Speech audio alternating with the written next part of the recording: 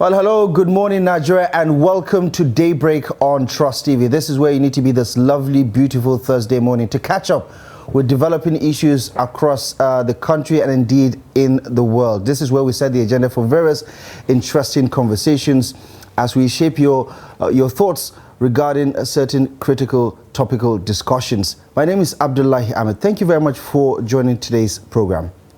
And my name is Martia Umar. Thank you for joining as well. And it's going to be a day packed with a lot of conversations around Nigeria. And of course, if there's time, we'll go beyond. We'll touch it a bit so we don't let anything unturned. So we'll get straight into the headlines now before we start the conversation proper later on the show. We'll start with this one that says demand service or exception certificate before giving employment, NYSC tells employers.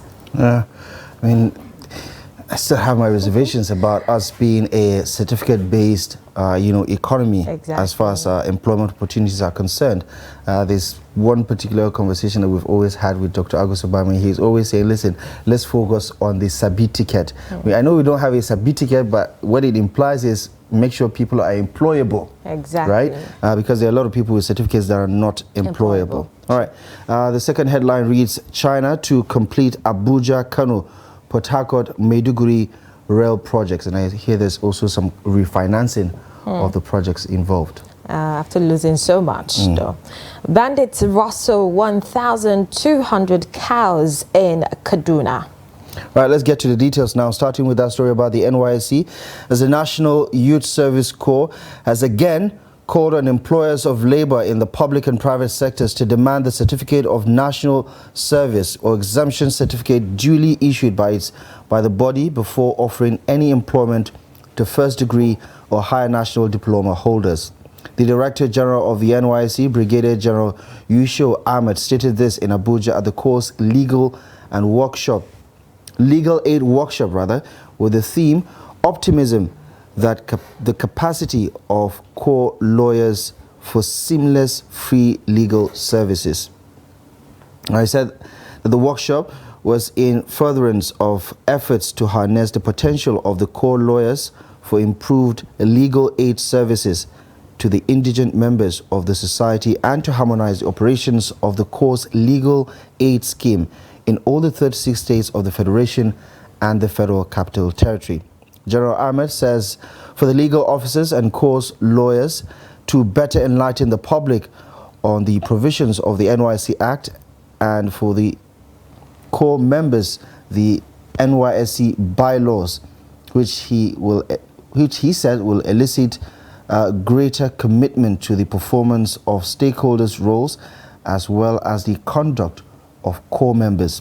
He also reaffirmed the NYSC management's commitment to sustaining the Corps' legal aid scheme, as well as the continuous improvement of this annual training aimed at strengthening its activities, while appealing to its partners and other well-meaning members of the society to continue to support the group. And the Chinese government reiterated its commitment to refinance and complete the Abuja, Kano and Port Harcourt Maiduguri Railway project. President of People's Republic of China, Xi Jinping, made the pledge while responding to requests by President Bola Ahmed Tinubu, who was represented by Vice President Kashim Shettima at a bilateral meeting with the Chinese leader in Beijing. Since the launch of the project, China has yet to release funds for two major railway projects in Nigeria, largely due to cutbacks and commitments.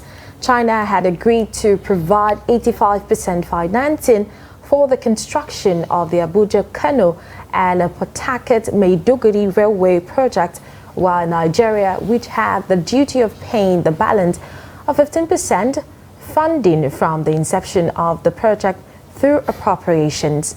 And the Chinese president, who received the Nigerian delegation led by Vice President Kashim Shettima at the People's Building in China, pledged increased investment in Nigeria's power generation and digital economy, while calling for the protection of Chinese nationals working in Nigeria. He said he would, in turn, ensure that the Nigeria-China bilateral relation was stronger than before. You look at the contraction of the Chinese economy, or at least the slowing down of economic growth in China. You look at what's happening with the housing sector. They don't have the money they had 3-4 years ago to splash around. And I think that is suggestive of why some of these projects are slowing down. Plus, they're just trying to complete their own Belt and Road initiative, where they're trying to There's so many problems. So many projects to finance. And finally, on the headlines, let's get to that story about bandits who have rustled over 1,200 cows belonging to one Alhaji Babanjana in Takalafia village in Kagarko local government area of Kaduna State. According to reports, the owner of the herd is known to be the richest among cow owners in the local government. A resident who explained to Daily Trust on Tuesday says that the bandits, in their large numbers wielding guns, invaded the community while shooting sporadically to scare away community members. Now, the attack forced residents in the community to scamper for safety and resort to safe harbor in Kachia local government area as they flee their homes to the river Gurara and take refuge in other neighboring villages. It was also learned that 2 wanted bandit informants, Hussein and Ziru from Gidang, Makeri and Kuchimi villages in the area, were neutralized by soldiers. Now, it could be recalled that 2 persons were killed while 14 others were abducted by bandits who invaded Kudiri village 5 kilometers away from Kagarko town this past Saturday. All right, let's go beyond just the details down some of the package that we have for you this morning. The Senate has confirmed the President's Tinubu's nomination of Ola Olukayade and Muhammad Hamad Joda as Chairman and Secretary of the Economic and Financial Crimes Commission. Ola Olukayade, while before the Senate, said that he has identified 3 major steps at the anti-graft agency under his leadership would take towards addressing financial crimes in Nigeria. The new EFCC chairman stressed the need to build the international image of the country to attract foreign direct investment opportunities for the citizens. According to the new Economic and Financial Crimes Commission chairman, the government and the people must share collective responsibility by showing commitment in ensuring that the anti-graft agency carries out its mandate, irrespective of who is being investigated. According to Olukoyede, it is a way better to prevent any financial crime rather than waiting for a crime to be committed and investigated. If I'm given the opportunity to be confirmed, one of the first things I'm going to do is to ensure that that MOU is executed, so that will form a kind of working relationship between ICPC and EFCC, so that we'll be able to look, if ICPC is investigating someone using Nigerian taxpayers' money, why should I dissipate energy and resources to investigate if perhaps the facts are similar? On a remark, President of the Senate, Godswill Akpabio, questioned the way and manner EFCC operatives carry out the arrest, saying it was most unconventional.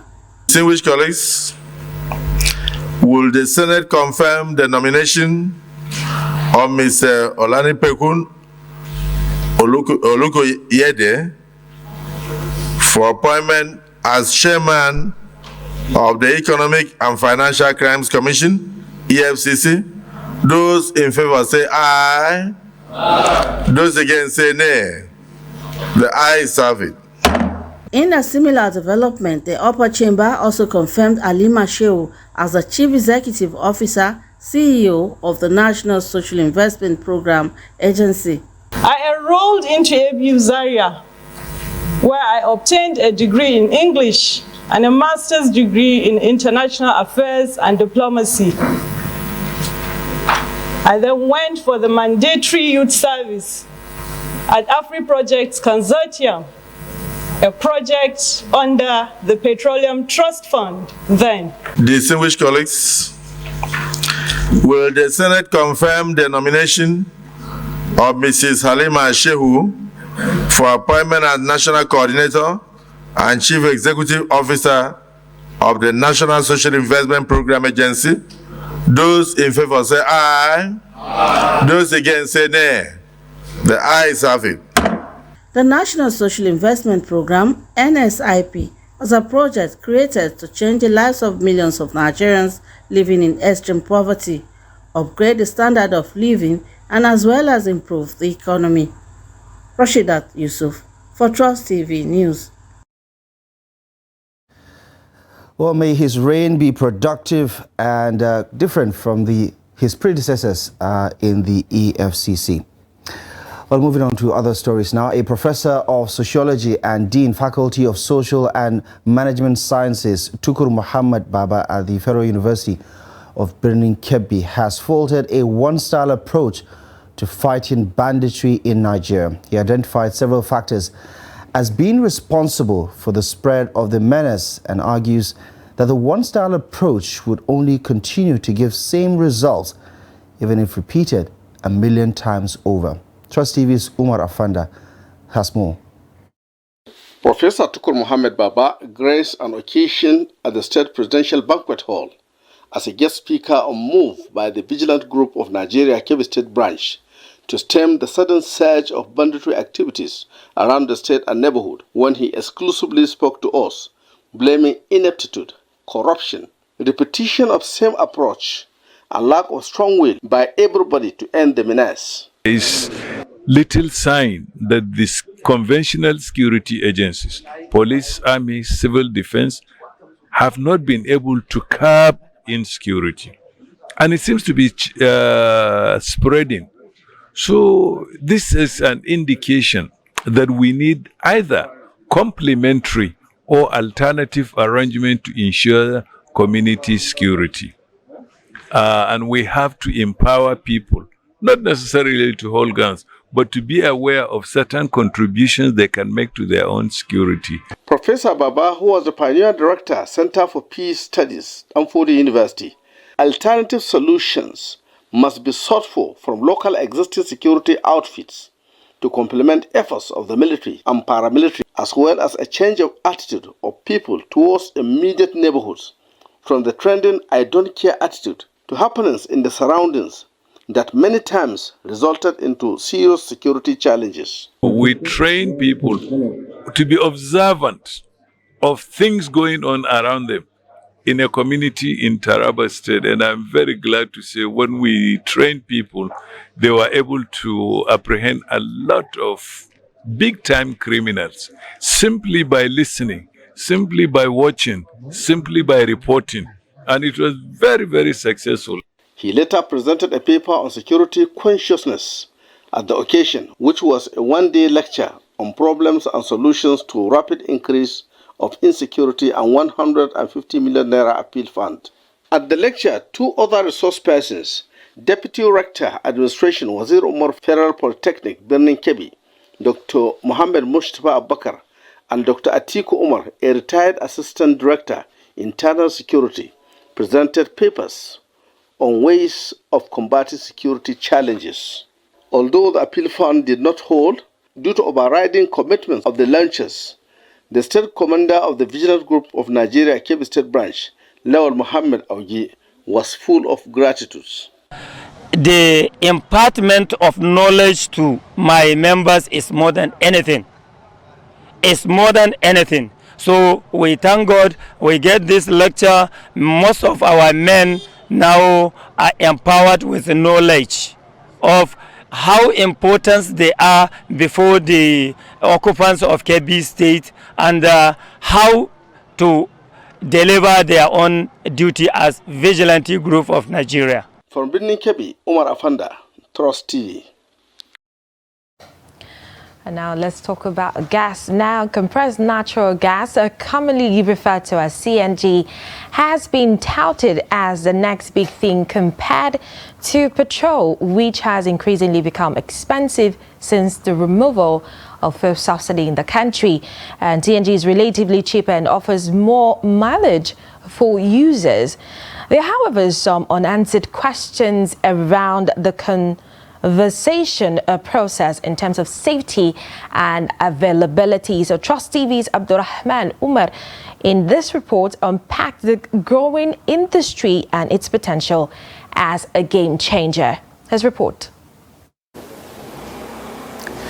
Now, each one of these vehicles behind me are vehicles that run on gas.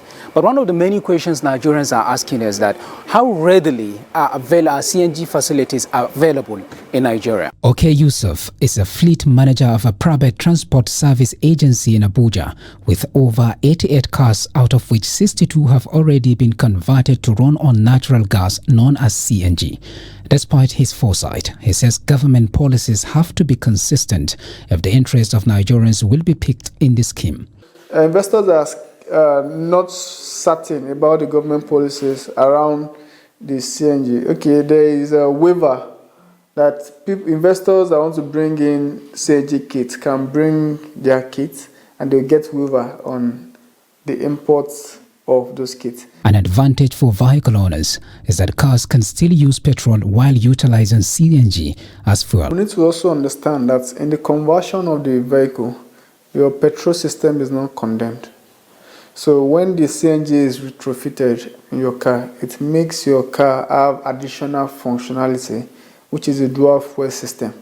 So your car becomes an hybrid with that, such that you can still use your petrol and still use your gas. According to Kabiru Nuhukoko, compressed natural gas scheme remains a viable option for the country, especially at a period when Nigerians are suffering from the high cost of transportation. He is, however, concerned about the people who may stand as obstacles to its full implementation. The government will stop any miscreant, anybody who's trying to block or to stop this CNG revolution from taking place.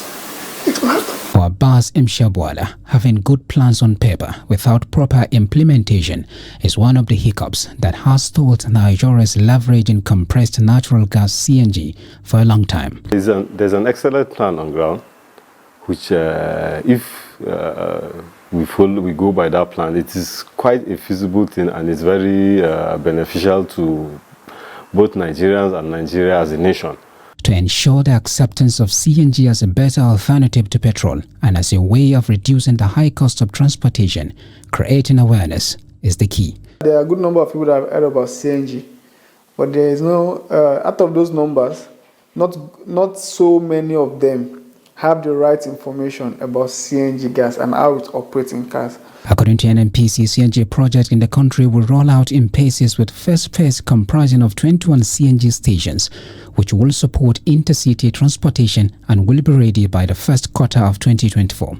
Abdurrahman Umar, Trust TV News, Abuja. Well, very interesting development there. Hope to see this industry revolutionize transportation in Nigeria. Quick question, Mardia owns a car, so I want to ask her if you are willing to turn your car into a hybrid where you can use CNG and petrol whenever you feel like.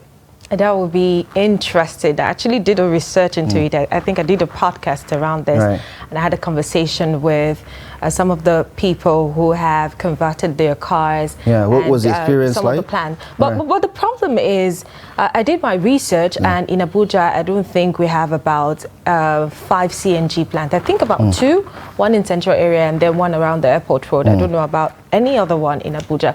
So it will be a challenge if you have a lot of people converting their cars. So what now happens if you have queues in some of this CNG plants? But I also feel like it's when you look at, when you go by the law of averages, right? And the more CNG stations you have or conversion centers you have, the more the industry grows. I mean, if you look at the affordability of the product itself, that is a no-brainer for Nigerians who are complaining consistently about how the price of PMS is disrupting everything. Look at what it's done to the economy. Just the removal of fuel subsidy alone, how it's disrupted our lives for worse, so to say. So, I mean, I hope... Let's see more CNG conversion centers and more CNG plans where people can roll in. With 3,000 Naira, you can go 7 hours, according to research. So that would be interesting.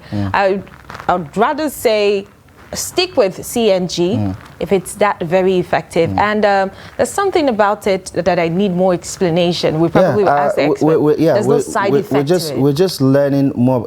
first of all, is safe. I think this is the second piece Abdurrahman has done regarding CNG. The thickness of the cylinder itself was explained, and how CNG itself, you know, we talk about, you know, gas leaks and possibility of there being an explosion and things like that. He said several cars have been in several accidents, and the CNG was not, you know, the CNG cylinder itself was not responsible for any sort of combustion or things like that. So I know that it takes a lot of space. If you're the kind of person who likes to carry a lot of things in your trunk, then of course you have to think again. Something has to give. Something has to give. True. Anyway, a lot more interesting developments is coming as a result of that. The NLC is still pushing for that to be a part of our new normal now. Let's take a look at other stories now as we wrap up the packages for you this morning.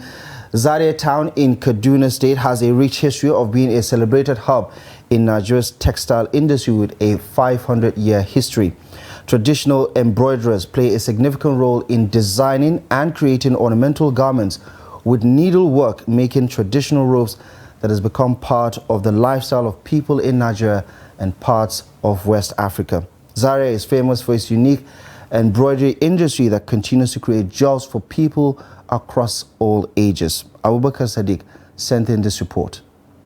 For men and women in the ancient city of Zaria, hand embroidery, known in local parlance as thinking anu, is an important source of income that is easy to venture into because it requires a little amount of capital. Aminu Musa of Kofar Kuyambana, Zaria, has been in the business for over 30 years and has made it as an occupation for self-sustenance.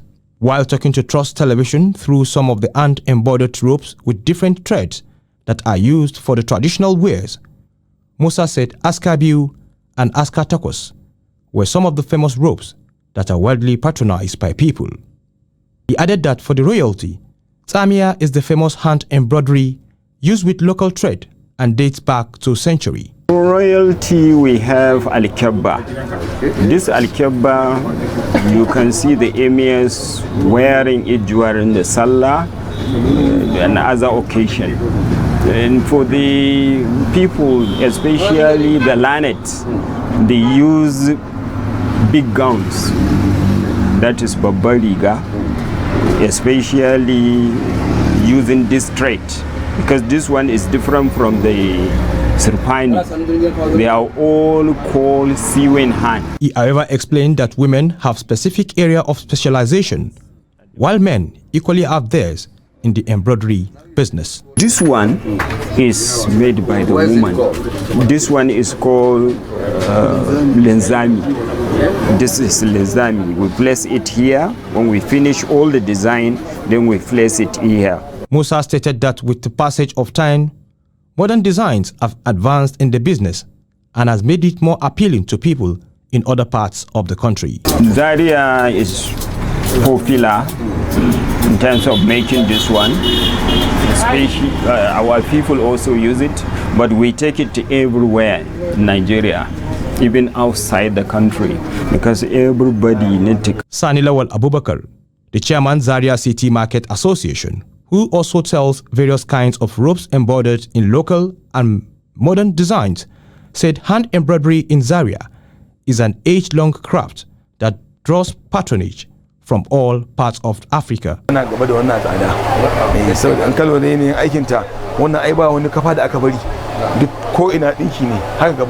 For people in the city of Zaria, hand embroidery has over the years become a part of their daily lives. This, they said, makes them unique not only in Nigeria but also across Africa.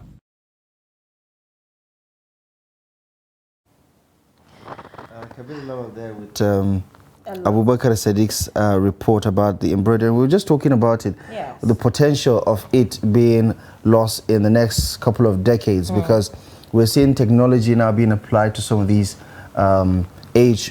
age-long practices.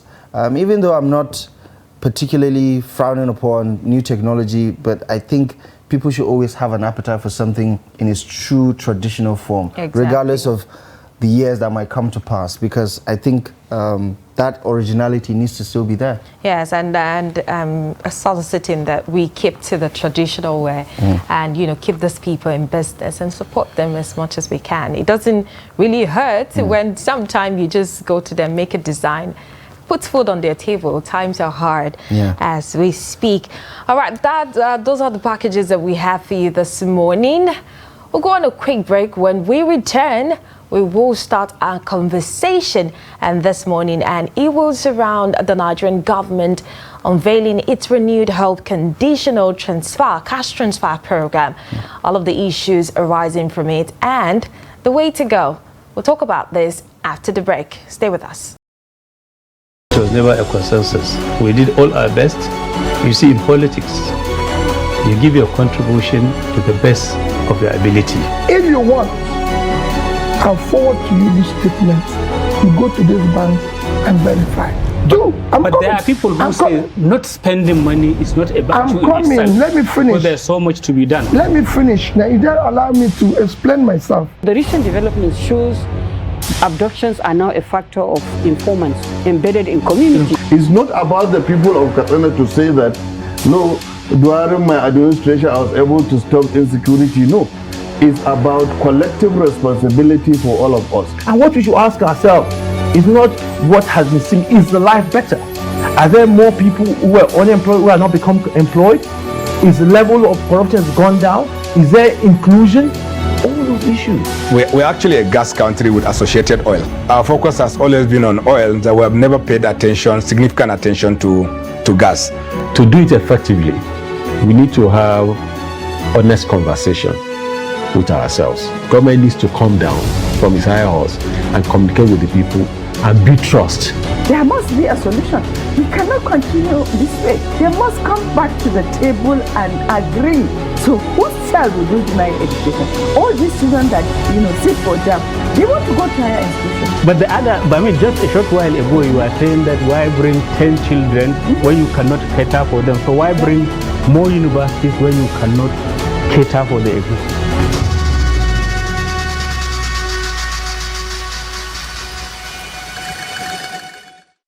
Sounds like you are disappointed with the current lot. We are outside me and you, regardless, we could have done better. That you don't have to sacrifice your conviction. We cannot settle for what is bad. I sacked a governor because of misappropriating 300,000 naira. The clamor by the NCSC was a unitary form of government. This doesn't go well with Savannah. So when we said we wanted self-government for Nigerian entities, so look, count me out. What you call goal, aims and directives. But the issue of joining politics simply because you want to be given job. The program is also expected to cost around 1.125 trillion naira and will assist 62 million beneficiaries across the country over the next 3 months, each receiving 75,000 naira. That makes it 25,000 naira a month. Now, this morning on Daybreak, we'll unpack this renewed hope conditional cash transfer, look at its potentials, and perhaps juxtapose it to other interventions in the past and see where the gaps exist, and also offer some sort of insight as to the impact it may likely have on the Nigerian economy. And to help us navigate some of these points is finance and public affairs analyst. You might perhaps put also a thought leader in that category there. OBINNAYA, URUAKPA, PhD, is joining us this morning for what promises to be a very engaging and eye-opening conversation. Good morning to you, sir. And thank you very much for coming on the program. It's good to see you as always. First of all, your initial thoughts. The president, the Tinubu administration thinks this is the silver bullet that will help, keep people afloat over the next 3 months. What are your initial thoughts about this program? Okay, thank you very much. There's nothing wrong with it. My people will tell you that there's nobody who puts sugar in their mouth that will spit it out. Right. So it's national cake. Everybody in Nigeria loves palliatives and so on. And people like gifts. And it's not a problem. You should also find out what the World Bank man said, the gentleman from the World Bank said. It's a global practice. Right. When you have shocks like this, people make some decisions that might hurt their families. Right. They may withdraw children from school. They may have to start eating once a day and all those challenges. So when you see such interventions by governments, you call them subsidy or palliatives in any country at all, not just Africa, what you see is the government trying to give like some cushion to their people, especially the vulnerable groups, to ensure that they stabilize and then can think straight and do some things for themselves. I feel like there's a but coming, and I think there's a but in there somewhere in that analysis. But just to give, just to give you insight as to the thoughts of, as Mr. URUAKPA just mentioned, the country director of the World Bank here in Nigeria, Mr. Chowdhury, and the Secretary to Government of the Federation, as well as Nigeria's Finance Minister and Coordinating Minister of the Economy, alongside Dr. Bette, who is the Minister of Humanitarian Affairs. Let's listen into some of their thoughts during the launch of the Renewed Hope Conditional Cash Transfer Program at the Presidential Villa in Abuja. Let me say that this has taken, it's been a while to get to this point, because the first thing that needed to happen was, in fact, it began on the first day of this administration with His Excellency the President making that bold announcement about eliminating fuel subsidies. And then that was an incredibly bold move, one that had been, not taken in the past for many years. And why was it so bold? Because those funds that were going towards keeping the price of PMS low, yes, it helped many ordinary Nigerians, but the bulk of those funds that could have been used for healthcare, basic education, rural roads, were going elsewhere. It's leaking out to neighboring countries. And yet, it's understandable that taking such a move would require real political courage. And His Excellency the President was willing to take that. And that's where the renewed hope in terms of a better future for Nigeria, it starts there, because otherwise the government would not be able to afford the many services, what it owes to the Nigerian people in terms of investing in Nigeria's children, in terms of building roads, in terms of offering the economic opportunities to Nigeria's youth. So that was the starting point, that bold decision. In total, 15 million households will be receiving 75,000 naira over a space of 3 months. This equates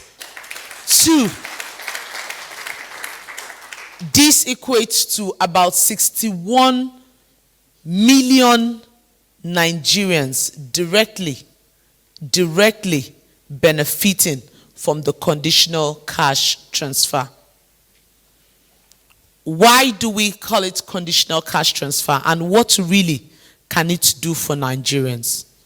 If we're sincere with ourselves, and as a country, we all must put our hands together to make progress. We must recognize the fact that indeed there is need for that urgent intervention to Nigerians. Nigerians need to feel the renewed hope agenda.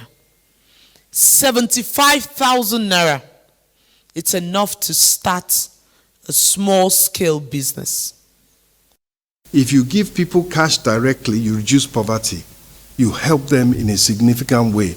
So I commend this particular initiative, and I know it is one of a package that Mr. President has for Nigerians. And let me just say finally, there is concern when payments are being made like this. And in this particular case, the audit trail is there. The mechanism that is going to be used is one that is biometric. It is proven. You will be able to name every single person that has received those funds. So Nigerians can rest assured that this is an efficient and accountable way of providing relief to poor Nigerians. My government will lead from the front in seeking to ensure that all Nigerians have decent opportunities for dignified work and sustained social protection. Today, my administration is launching the Renewed Hope Conditional Cash Transfer Program for vulnerable groups as an immediate intervention to cushion the effects of fuel subsidy removal and other economic shocks. However, the government is working to develop and deploy several more solutions and interventions to help Nigerians of all walks of life. These include A, investment of 100 billion to purchase 3,000 units of 20-seater compressed natural gas powered buses for cheaper transportation. B, investment of 200 billion naira to cultivate 500,000 hectares of farmland to improve food security.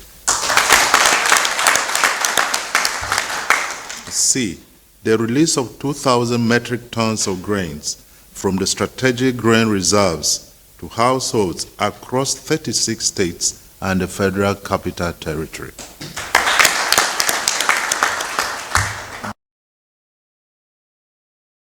All right, those are some of the sound bites there highlighting the launch of the Renewed Hope Conditional Cash Transfer Program.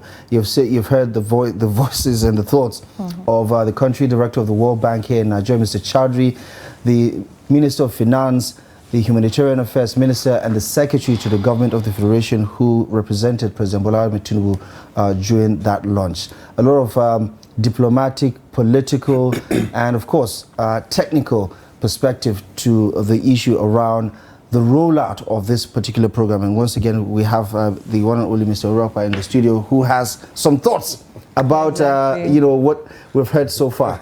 So let's start with the World Bank country representative. You seem to disagree with some of his points there.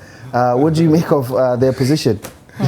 Okay, thank you very much. Awesome. From what I can see, Chowdhury must either be from India or has an Indian blood running in his veins. Of course. Yeah, I've been to Mumbai and I know what I saw. I don't know if I saw beggars on the streets of Mumbai. Almost everybody had something they were doing, including those who were physically challenged. So what's the origin of that? Chowdhury will confirm that there's a man called Mahatma Gandhi who said, be the change you want to see. And who said, if you must watch TV, let it be an Indian-made TV. If you must drive a car, let it be an Indian-made car. And they came up with the Hindustan, which was the first ever made Indian car, and came up with, I think it was the president, the first ever made Indian TV. But what have we done in Nigeria? We keep consuming. If Chowdhury would tell us exactly what it would have been if it was in India, then he would tell us the truth, that yes, the statement that was made by the president on May 29th was a very bold statement. I remember being one of the rapporteurs at the APC Policy Dialogue, May 20 and 21, organized by Kayode Fayemi himself, His Excellency, who was then the Director of Political and Policy for the campaigns before 2015. And I was invited as a consultant to serve as one of the rapporteurs. And I remember I was a rapporteur for the Positioning Agriculture for Job Creation and Growth. And Audube was the lecture, the person that gave the keynote address. And I did that report with Baines and Company and the rest, including World Bank. I led the team. And so this is what I found out.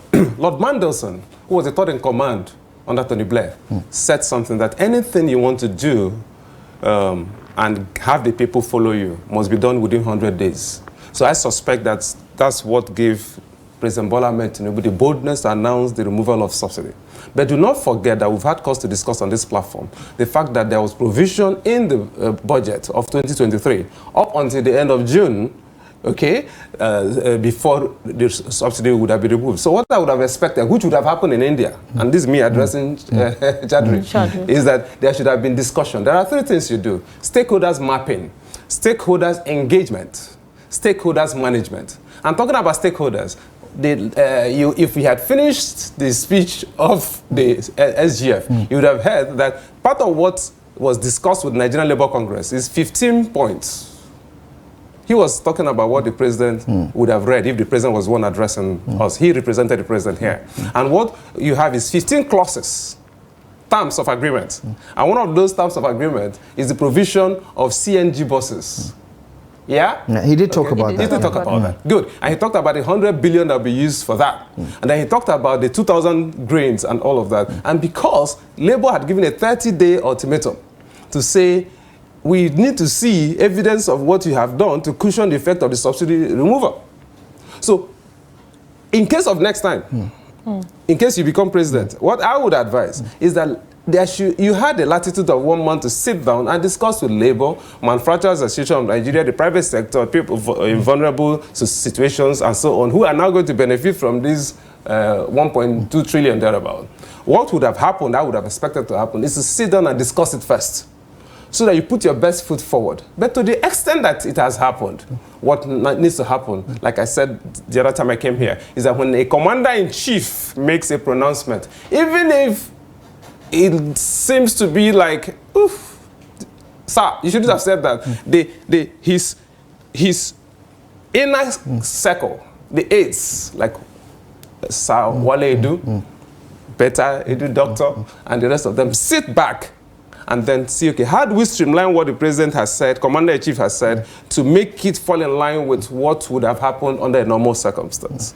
So what do I recommend? Yeah. So, but you would agree that this is a step in the right direction, isn't of course, it? I agree, 100%. Right. And then the World Bank man has made it clear to you, this is not, I said it in my first statement, this is not the only country where this has happened. Okay, so BETTE Edu stated something while she was making this. We know that this conditional cash transfer, this is not the first time. Back in 2007, when it started in Nigeria, she actually mentioned biometric audit trail. And this is what makes it different from the other cash transfers that we've had in the country. How successful do you think this will be?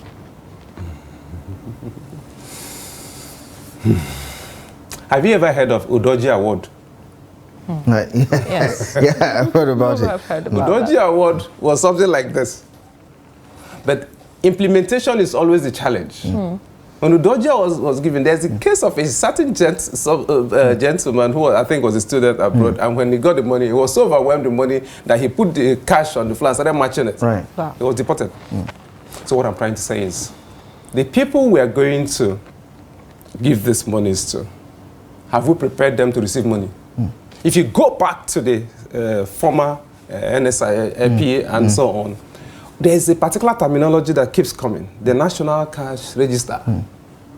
I've always asked the question, how did we generate that list? Who are the people in that list? I believe they are Nigerians. Who has audited that list? And how many people are on that list? And how widespread is that list? There are 774 local government areas, and we know we have wards.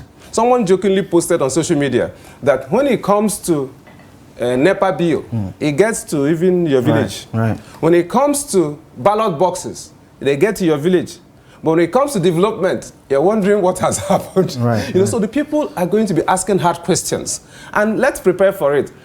The level of mobilization that happened before this last election, where young people who have never voted before registered to vote, means that the level of discussion going on social media and different platforms would mean that they will engage you and they will engage with data.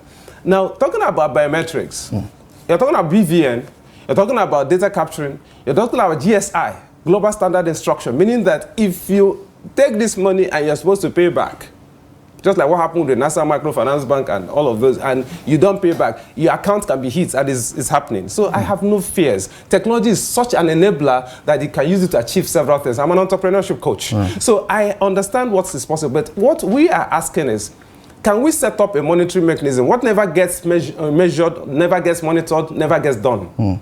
Can we have a committee that has labor in it?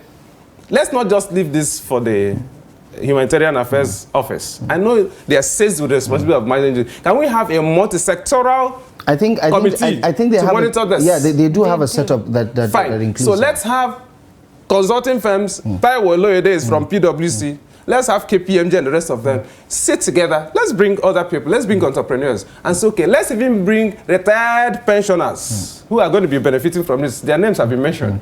to also be part of it. Let us have community leaders from every ward to say, okay, this lady and this man whose BVNs have been supplied, we know their compound.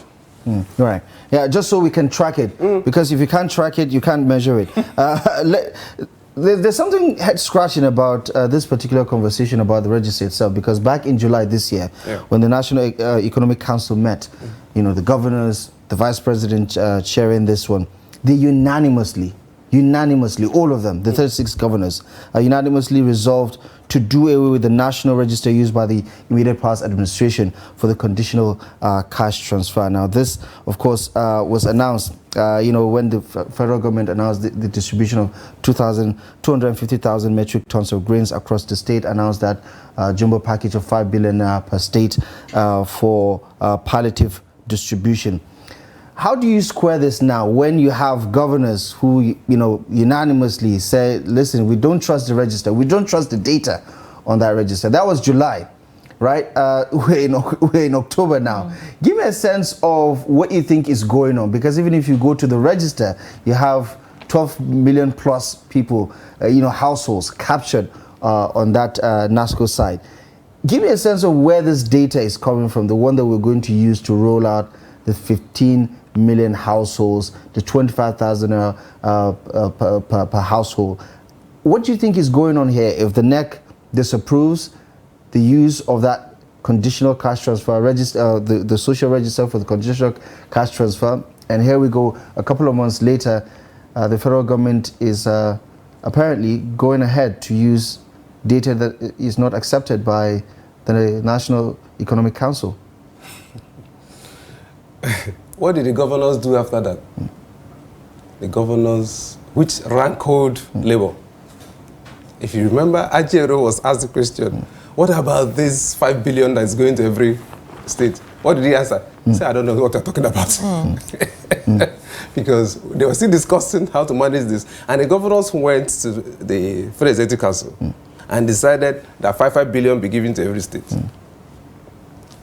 I spoke to a commissioner in one of the states, and she confirmed that she was in receipt of 2 billion. And you can confirm that. And not the 5 billion. And not 5 billion. But I don't have a problem. The remaining will come. It's safe to say that part of it is a loan, part of it is a grant. So you can see there's a discrepancy. The labor is saying, we were discussing something. The governors went and said, give us this. Because let me tell you what has happened. The governors are just coming out of an election. A very, very serious rank-cross election. And they need to manage the people that campaigned for them. And this being blunt. My only consolation is that these people are Nigerians. So whether you collect the money and share to them. I know a particular state that added money to it and said share. I don't know why we have this culture of sharing. If you ask me, what I would have thought was that we actually suspend the use of this national register. Because some people on that register may have died. Some may have traveled out of the country. Some have jackpot. Yeah? So what I would recommend is, can we go back to these wards and do what we did under Humphrey Nwosu, option A4? What was option A4 election process? We all queued up. And they said, but what about the chance? We also talked about during that time, multiple voting, isn't it? Go to this center, collect, go to that center, collect. Okay, that day, that was then. We have technology now. So option A4 is you go to this ward and you say, we want 10 persons from this ward. We want to generate 15 million. Because that's what they said. You are mentioning 50 million households. Households, good. Yeah, so but 62 million human beings. Okay, so 15 million households. So let's go to those 15 million households and divide them across 704 local government areas, because we're all entitled to get it. Mr. URUAKPA, that is a logistical nightmare. But you did election. Yeah, but the elections are different. You're not sharing money. Okay, it can be done. It can be done. Call your village head. Call the chairman of your local. Don't you have local government areas? The SDP and NRC buildings Isn't are this less expensive, seamless, with technology? Okay, get it right. Always get things right the first time. It's called the Six Sigma. Lean operations. It's a simple thing. Form a WhatsApp group. Okay, sir, if you can't handle it, hand it over to me. Form a WhatsApp group of all the local government chairmen. Okay, let me ask you, there's Algon. Every local government area, sir, if you want to face reality, see, okay, You have the national, sub-nationals, and that state and local government areas. What is the big deal? WhatsApp takes up to 1,000 human beings now. So can I have the names, and I can do this for free for you? We and Daily Trust can handle this. Yeah? Trust TV can handle this. Give me the names of the 704 chairmen of local government areas, forming them into a WhatsApp group, and sir, the next thing I will do for you is, can I have all the councillors responsible for works or councillors responsible for all the wards? Form them into WhatsApp. If WhatsApp does not work, go to Telegram. It can accommodate all of us. I can give you 50 million households. I can give you 62 million people, and don't take my word for it. But doctor, we've seen this happen.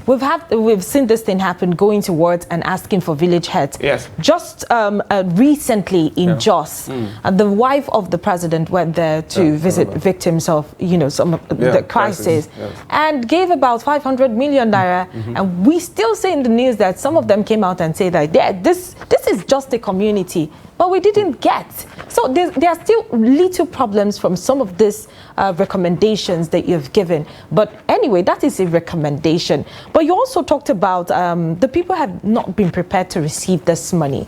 I'd like you to give us a sense of what you meant by that. Okay, so remind me my thoughts. Go to PTAD. My brother, I will always give you facts. I've consulted for PTAD, Pension Transitional Arrangement Department, sometime 2013, 2014. My father-in-law is 82, he's in my house now. About a month or two ago, he said he saw on TV, he's been telling me since last year, that's what they call I Am Alive campaign. Have you heard of it? Not really. Okay, good. So rather than punishing pensioners, they've come up with a technological device where your grandfather, your grandmother can sit in your parlor and take the phone. Kiyosaki said, if the phone you're carrying does not make you money, throw it away. And I agree now. And young people all have their shops online. They don't need a shop in Gariki modern market. Why is it a difficult to do when it comes to we analog people? This old man just went, and the son helped him to go on that portal. And he said, I'm alive. If not, that he insisted he must go to the office. So he went there. In less than how many minutes he was out? This is PTAD. They are in Kasina Allah Street in Maitama. Go and check it out. I mention my name. Right. So to answer her, sir, people are doing business online. I am doing business online. Before I leave this studio, you will upload this interview on YouTube. Is that not true? So what are we talking about? It is actually streaming on YouTube right now. Thank you. So what are we talking about? Why is it difficult to run governance cheaply? Is it not cheaper for you to stream this thing online than to now start editing and uploading 500 MB? So let me answer you directly, sir. What I have said on this platform is cooperative movement is what blew up the North. Cooperative movement is what many of the people who are sitting in National Assembly today, it is called community effort. It was a Susu, Adashi, and so on, and then what Oyubo calls cooperative, that pay their school fees. When you cut palm tree in my village, the women gather, and you're taking about 5,000 naira. When you cut palm tree in my village, a jerry can of palm oil is how much? It's between that 24,000 to 25,000. If you sold it for 29,000 in Gombe, which is what is the price, it's between 29,000 and 29,500, I sell palm oil. If you take it from Ngopwala, or take from Isialango, Usiomango, Ibeku, my village, and you take it to Gombe, where you have 11 local government areas, I just came back from there. I was at the convocation at GSU, sir. And I've done this research. Or you call my pastor in Sokoto and ask him to bring the onions, sir. Or ask him to tell you about the rice. And find out that rice from Sokoto to Asaba, 200 bags. What are we talking about? And all you need is put this 5,000 naira and put the people into a cooperative society. If they don't know how to do it, they should call you and let us go and do it together. Go to the local government secretariat, collect a form and put 10 names of human beings there. That qualifies to be a cooperative. Get a cooperative desk officer to give them a lecture. Form them into a Proton Exco. And then and then you make an election.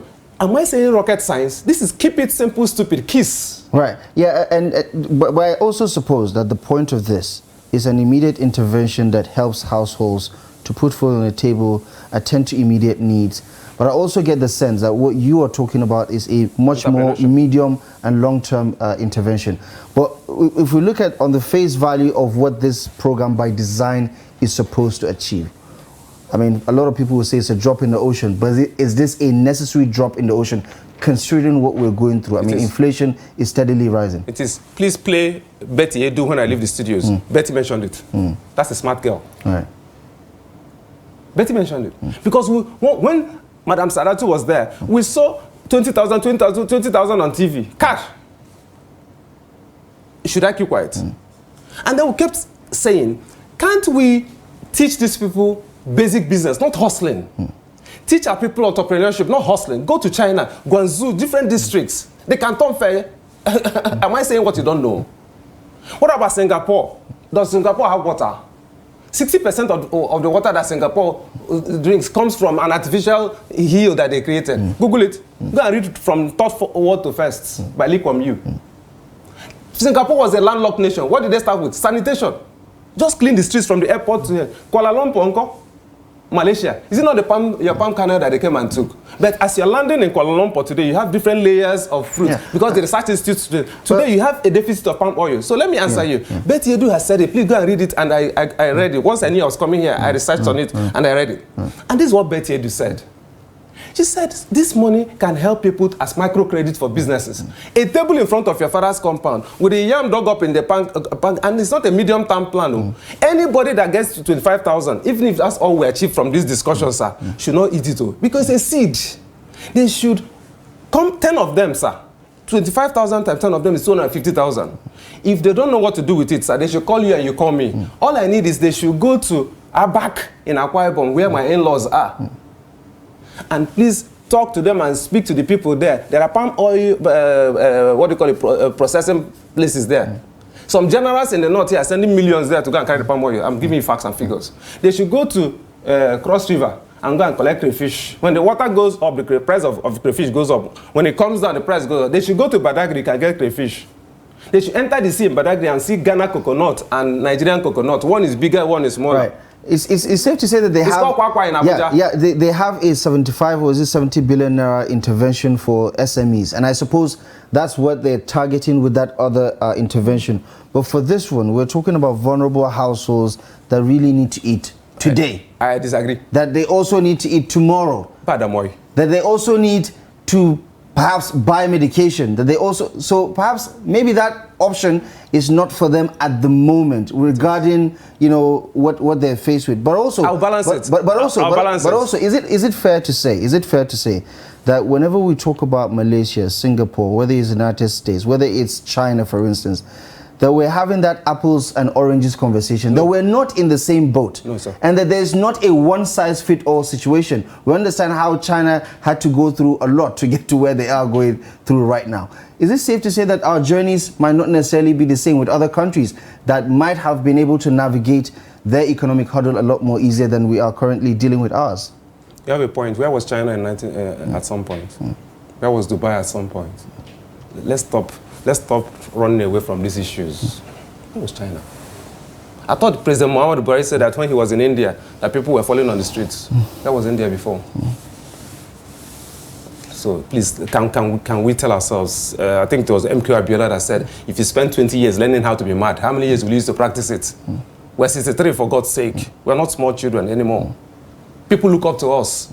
We are sharing ECOWAS. Sir, don't make excuses for us. No, not making excuses. I'm number one. But the facts are there, isn't it? It's not an apple. China didn't have the military interactions that we had. Neither did Singapore. Neither did all of these countries. We're not coming from the same background, isn't it? Don't let me remind you about Tiananmen Square. That was 1984. When a whole tank rode over a student. Let's not go there. China has that. Yeah, but that's quite different from. I'm just telling you how China has transformed in her development. Is China out of it? Go and read Alibaba, the house that Jack Ma built, and see the story of China. How internet couldn't even get up to 1 million people in China, but they kept working on it. Okay, coming back. How come China today has over 3 million people in Africa? And I'm not comparing. I'm learning from them. A traveler is wiser than a grey-haired person. At least people are exposed. You've traveled when I travel. Also has gray hair. So what I'm telling you, Ma, is what China did was China does not do this one-man business that we do. What China does is the huddle. What does India do? The huddle. What does Israel do? The huddle. It's called kibbutz system. What do we do? And they're not teaching us, sir. Your grandmother had a susu adashi. I'm saying on a short term, nobody should eat this 25,000. We don't know when the next one is coming. This country is broke. Okay, the government is saying that they're going to be doing this cash transfer, conditional cash transfer for 3 months. And just like you mentioned, Bette Edu did say that it's something that you should utilize so you don't get into that position where getting 2,000 naira will be a problem. Now, this is going to last for just 3 months. And experts have been talking about it. They've been making, you know, talks around how 3 months is not enough, judging from the fact that we're going through some economic hardship in the country. Do you think that this cash transfer should go beyond 3 months, or the 3 months is just enough to make something out of it? Madam, you're a very intelligent woman. People are very smart in this your station. I'm happy you've seen through it. It's about sustainability. Dependency has never helped any people. Teach a man to fish. Don't give somebody fish. But like my brother said, and like the World Bank man said, there is a shock, just like COVID-19. We didn't quarrel over that money that was shared during COVID-19. But we kept saying, before you give people 450,000, give them how much? That was even 450. You remember, bros? Right. It was 750, and then that was called COVID-19 fund.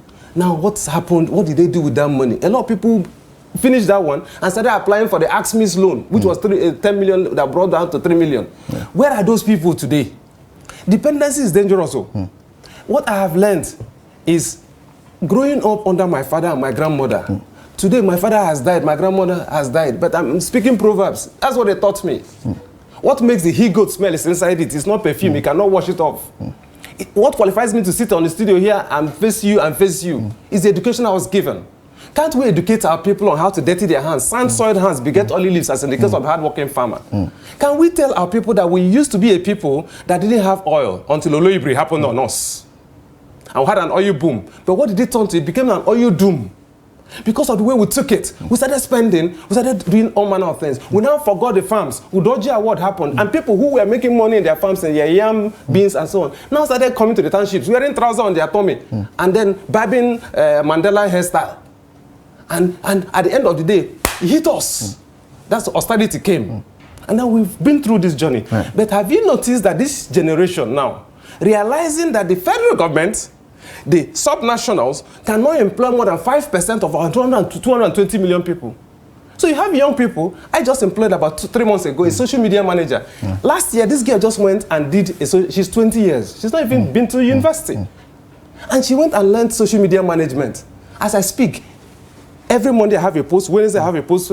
You post in the morning, before afternoon, you have over 400 likes. And you know what that means? Power of data.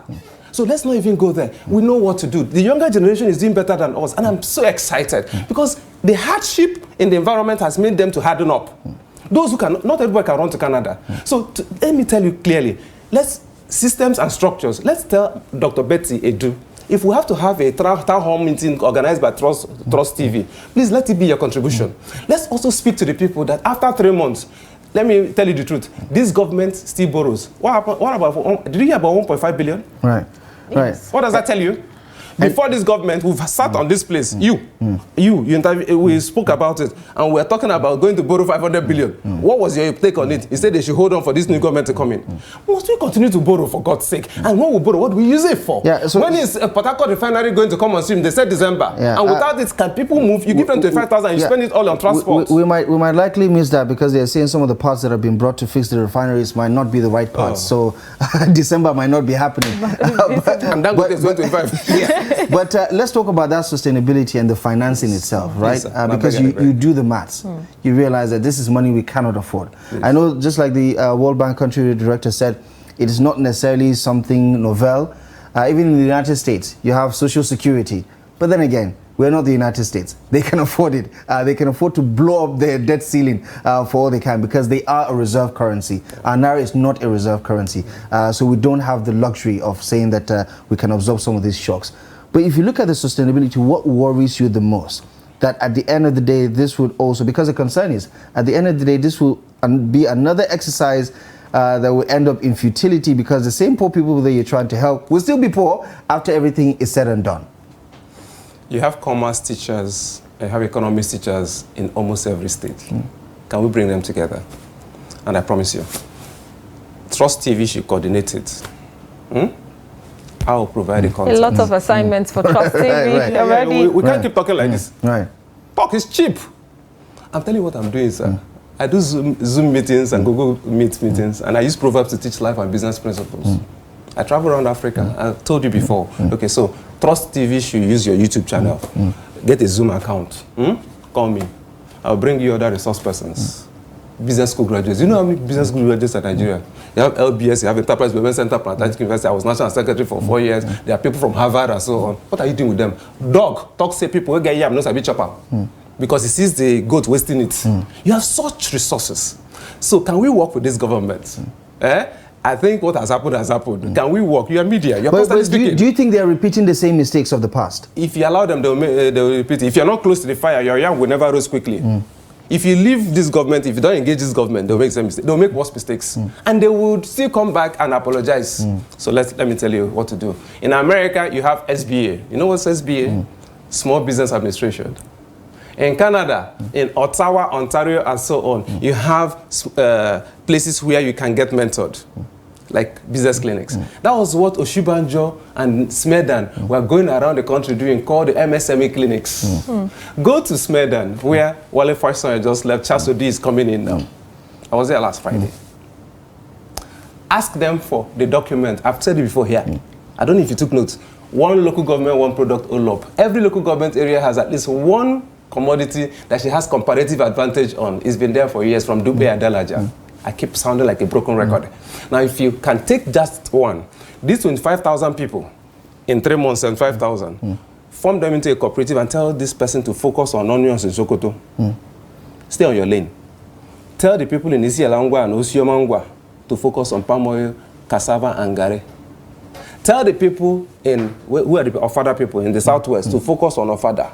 Tell the people in Abakaliki to focus on, what's that, their rice? Abakaliki rice.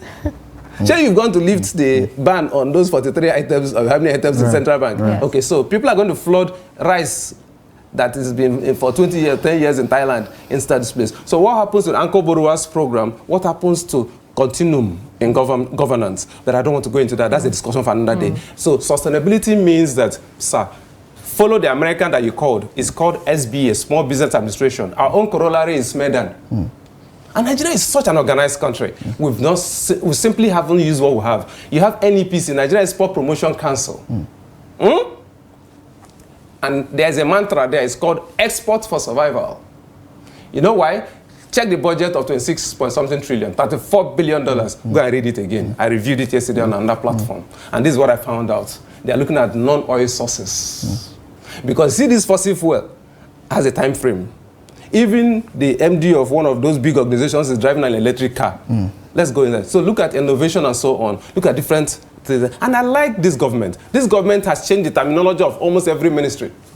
You are hearing terminology that blue economy. If you know the resources of the sea, I read international law and diplomacy in my master's, sir. And this is what we found out, sir. Nigeria has over 400 nautical miles under the law of the sea of 1982. Meaning that the resources of the sea, you know the issues around Bakassi and all of that, you can be harvesting the resources of the sea. You have fish and other things, shrimps and so on under the sea. Leave oil. Go to Bakassi, go to all those cross-river access. Go to Lagos State and head into Badagry, sir. Travel from Badagry to Ghana. All you'll be seeing on the left is coconut trees. Bros, that is money. So in a nutshell, Mr. URUAKPA, are we going about this thing in a wrong way? Let's have a discussion around it. I think I'm begging them, and please, I don't know if I'm the right person to carry this. Maybe you media people should call a meeting. Why we have a meeting? Why is this? I'm scared. Is poverty not one of those problems? I think as an economist, I think you would concur that they always say the surest way out of poverty is for people to have jobs, right? And it does appear that our government's administrations after administration seems to be throwing money at the problem all the time. You're too smart. You're too much. And it's not solving the problem, right? You guys are smart here. I love to come here. That's why I always accept to come. I don't go everywhere. So let's face it. Stop throwing money at problems. And I'm sorry, I actually feel for the government and for every other government. Every government comes in and you want to get the heart of the people, just like you want to get the heart of a lady before you put the ring in her ring finger. So you're constantly being careful about the opposition. So you want to do things quickly to calm knives down. You have labor giving you 30 days ultimatum and so on. So can we do that stakeholders engagement? Can you call the lady and say, Auntie, I like you, but I don't have the money to marry you. I know that this big man who has more money than me, but I love you and my love is very strong. That is what is called delayed gratification. If you love me now, I promise you I will love and cherish you for the rest of your life. The hunger that has hope does not kill. So be patient with me. So she says to the mother, I like this man, but he doesn't have money. You know, sometimes some mothers will say, is it love we're going to eat? But she says, I trust this man. Let me tell you, if people trust you, they'll do business with you. I say, I trust this man. And check many of the women who have done that. Some of them are the wives of governors today. I'm not doing relationship talk here. But for young ladies, they know that they've heard stories of young ladies like this who sacrifice the GR 504 of 1982 for today's Lamborghini. You get what I'm saying? So countries need to also learn that the growth of nations is like a lady who believes in a man that has potential. And then they work together. So, mark my words, I read English first degree, semantics. They work together. That lady tells the man, we cannot eat it to our 10 fingers. What I see is that you want to buy 160 or 130 million SUV. If it was your personal business, will you buy that? Right. So there's a lot of. I want to share 25,000. Right. And I suppose that's one way to also look at the government, the cost of governance itself, and our priority list itself. Do you think that do you understand the frustration of Nigerians who say, listen, you might be right, but over the years we've had cause to believe that the government is going to do the right thing, believe in the long-term thinking. And then end up getting disappointed, and that's why right now a bird in hand is what chewing the bush. We might not necessarily believe that they're going to fail in the future, but let's just take whatever we can take right now, and just wait and see what happens in the coming days. Why do you think Nigerians are not, or perhaps wrong, for being impatient about some of these initiatives? My brother, the person that has ever been bitten by a snake, when he sees the head of a lizard, he starts running. After 63 years, there is a trust deficit. Even the people in government don't trust themselves. That's why you start hearing terms like cabal. I'm on TV, so there's a limit to which I can say certain things.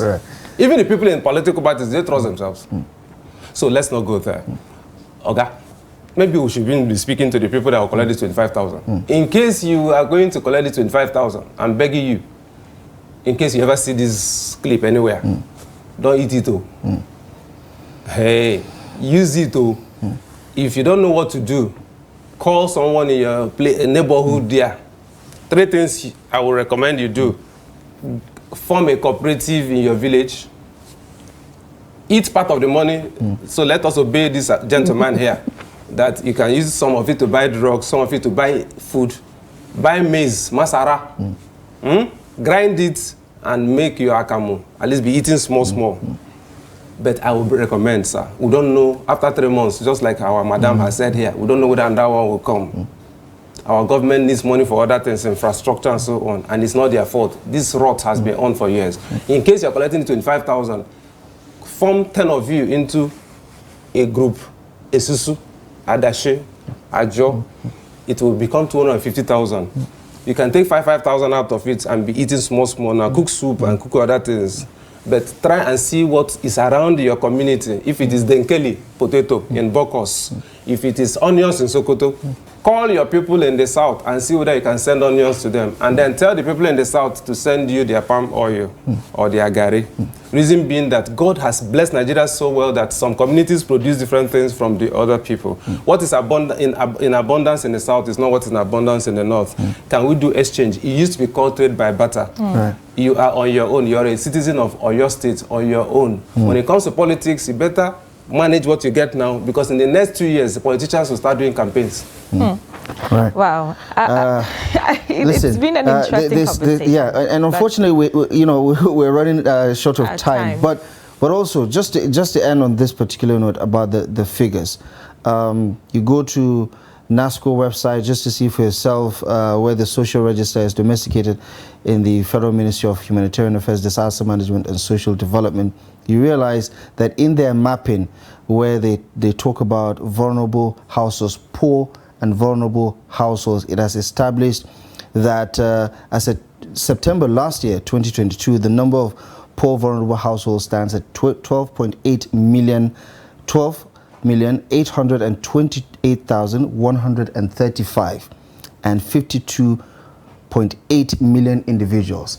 So it's safe to say that the federal government has questions to answer about, you know, the 62 million as well as the 15 million households, because the last figure is 12.8 million, and the individuals that have been mapped out to be poor and vulnerable stand at 52 million. So there's that deficit. But all in all, we've had the glass half full, glass half empty analysis. Your final thoughts on what the Tinubu administration can do at this hour to ensure transparency, so that at the end of the day, we can verify the people, the beneficiaries, as well as the impact it is supposed to have by design.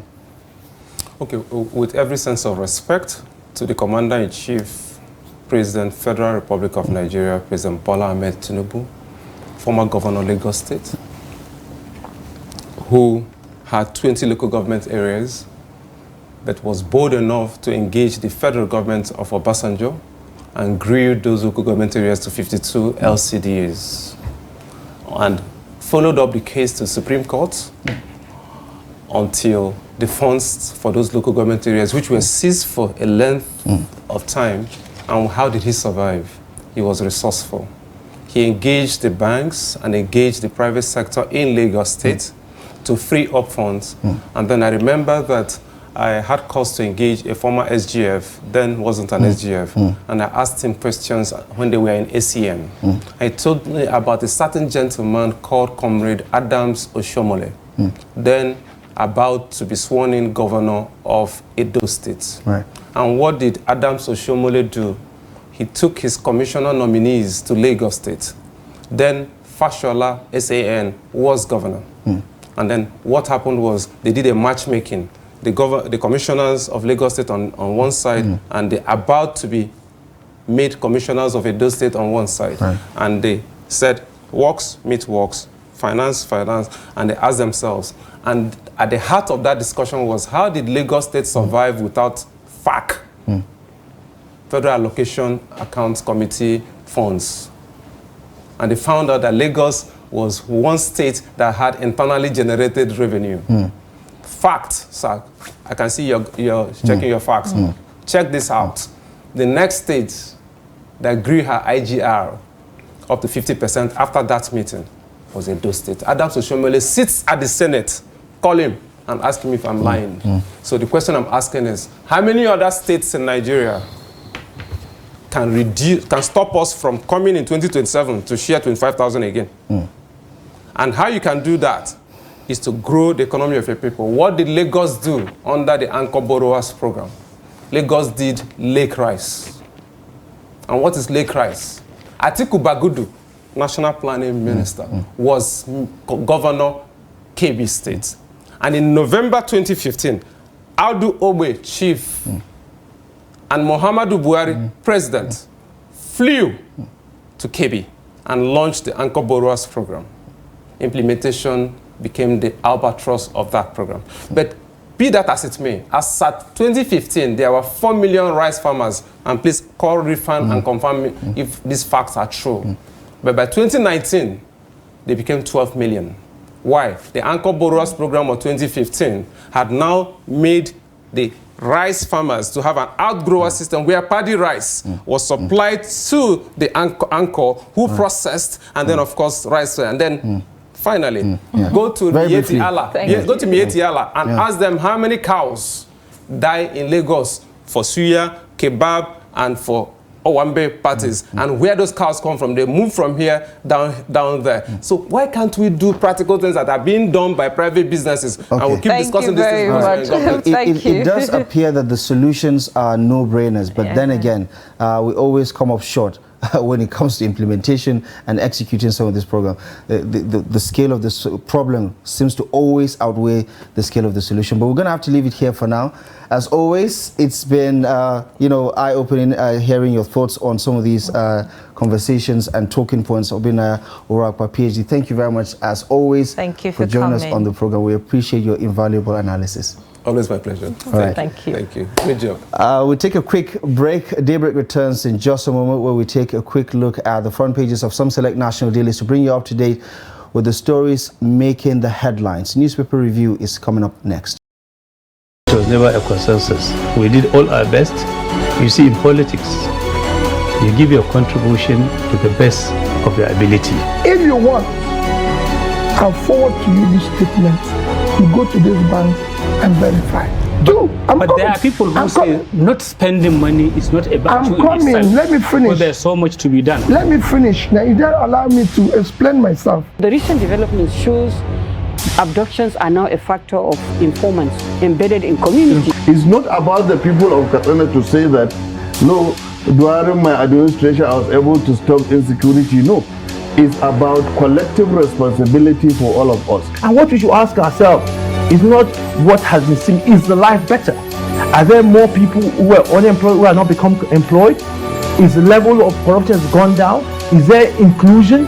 All those issues. We're actually a gas country with associated oil. Our focus has always been on oil, that we have never paid significant attention to gas.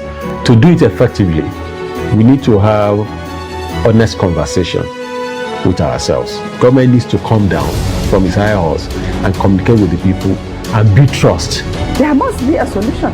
We cannot continue this way. They must come back to the table and agree. So whose child will do deny education? All these children that sit for jam, they want to go to higher institutions. But just a short while ago you were saying that why bring 10 children when you cannot cater for them? So why bring more universities when you cannot cater for the existing?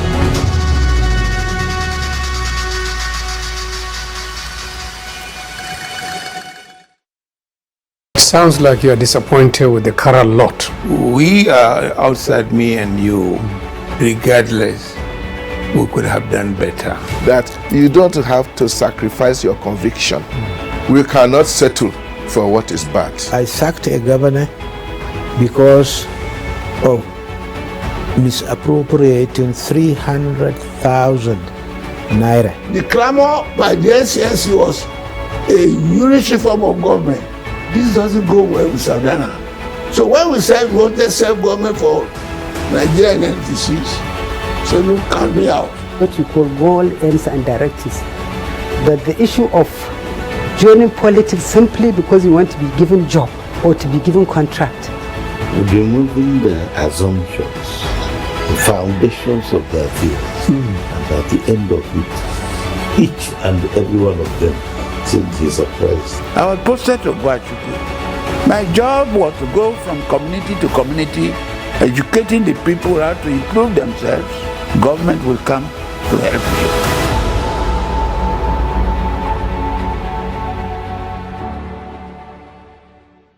you. And welcome to Creative Lounge on Trust.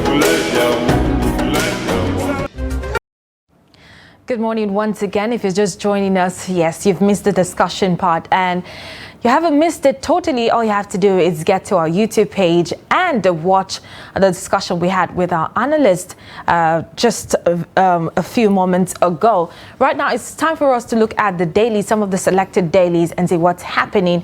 And of course, let's start home front.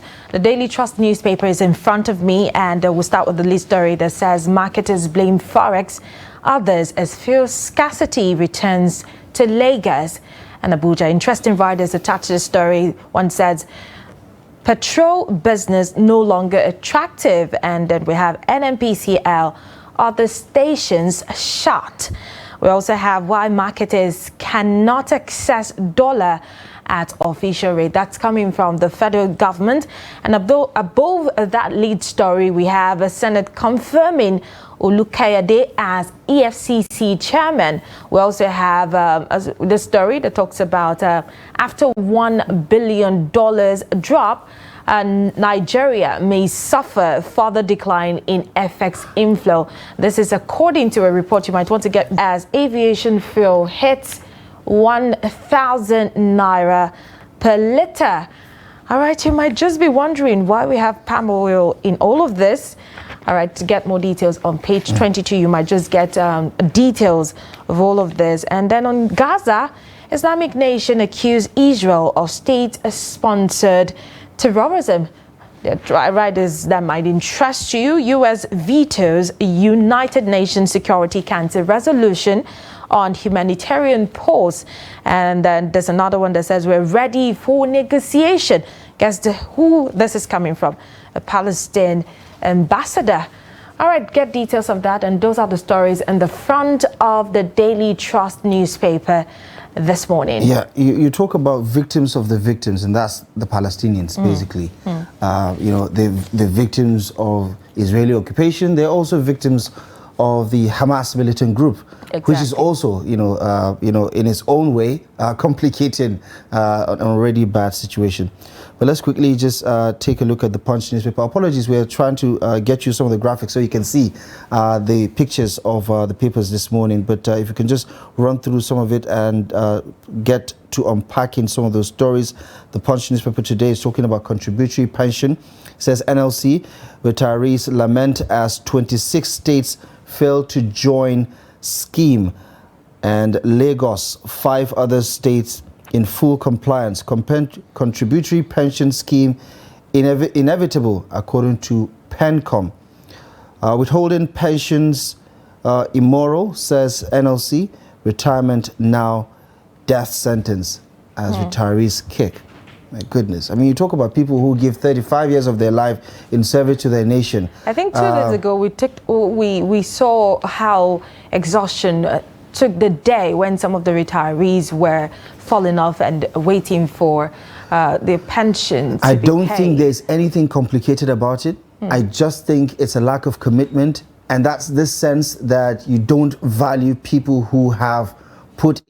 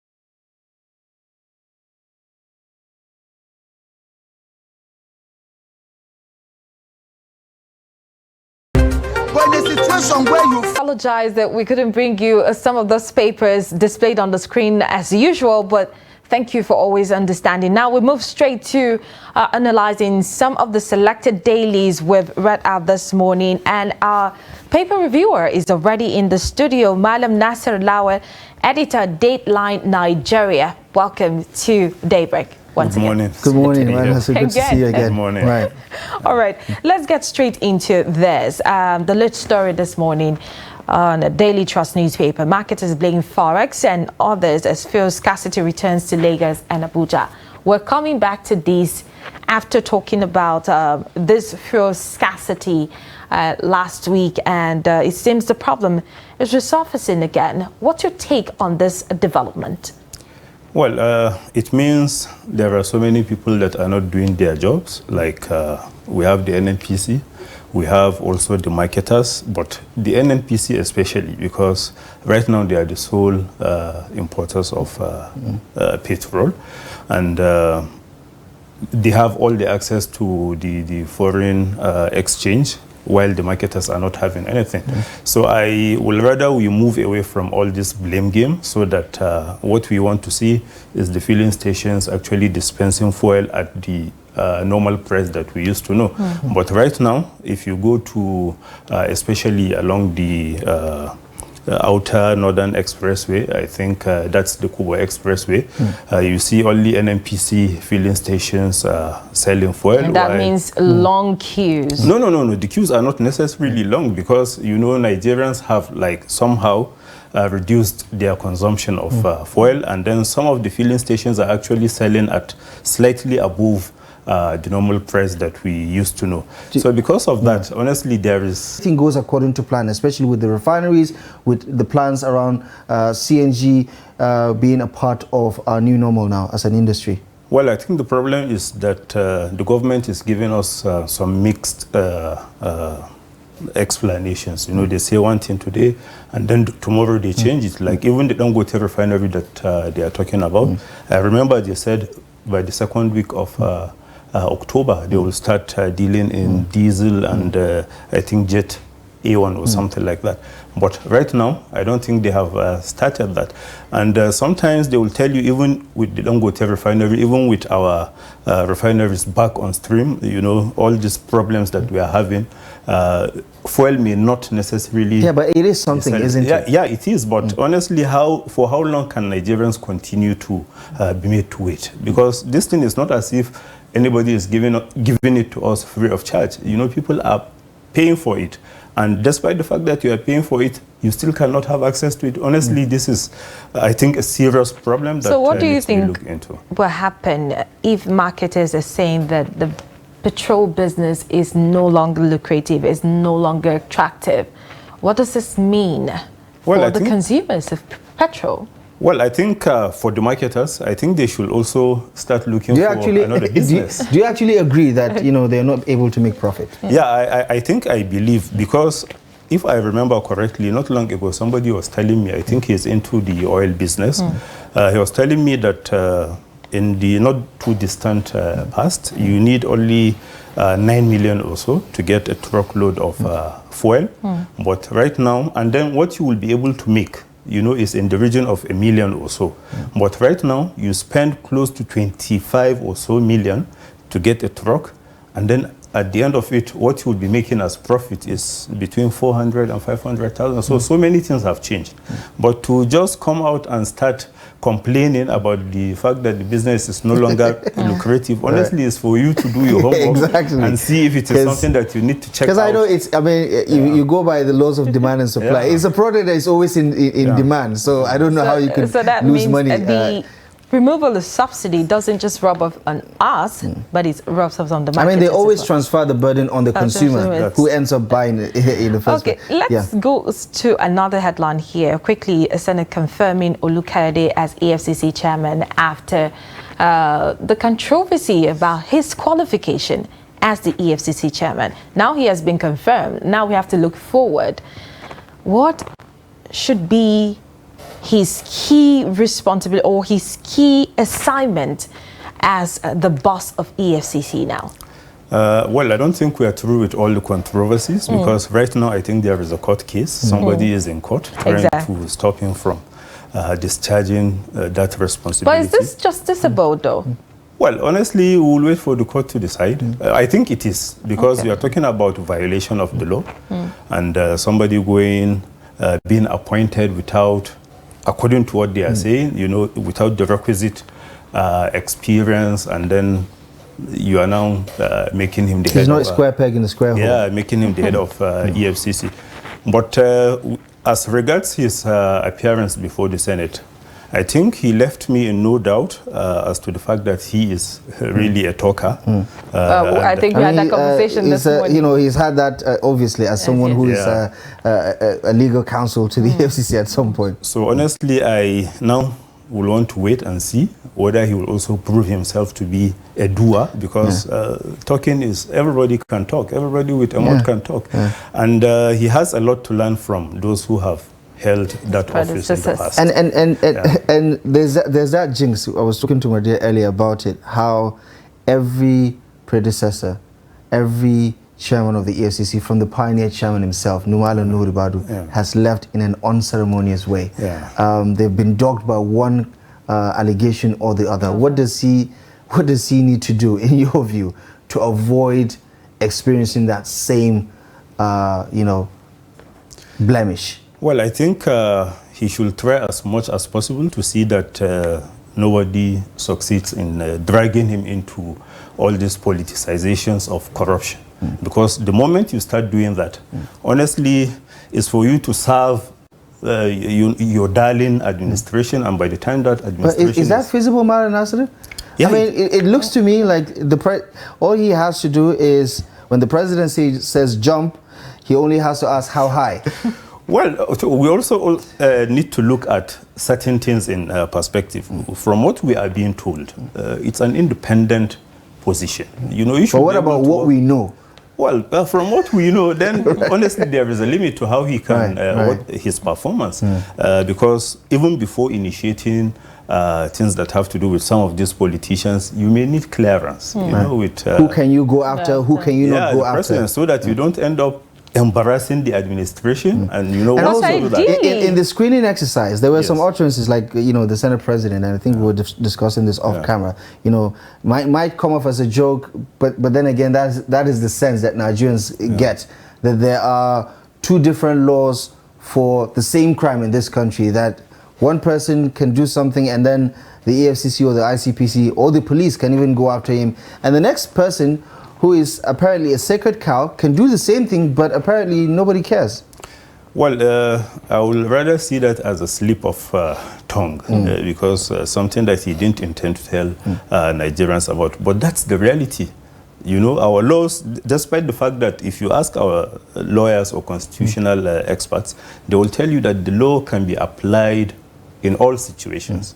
But we have seen the reverse, you know, in practice, because, like he said, you know, one person will steal ₦1 million, and he will still be working as a free man, you know, and then another person will do maybe even less, and before you know it, he's behind bars. So honestly, that's something that we need to critically take a look at. It's not always about our laws, it's about the application. And the judges have a responsibility in that. I know it has to do with understanding anyway, that the same law may be interpreted differently by different judges, but once there is precedence, honestly, we should be able to stick to that so that we don't end up giving a very wrong impression.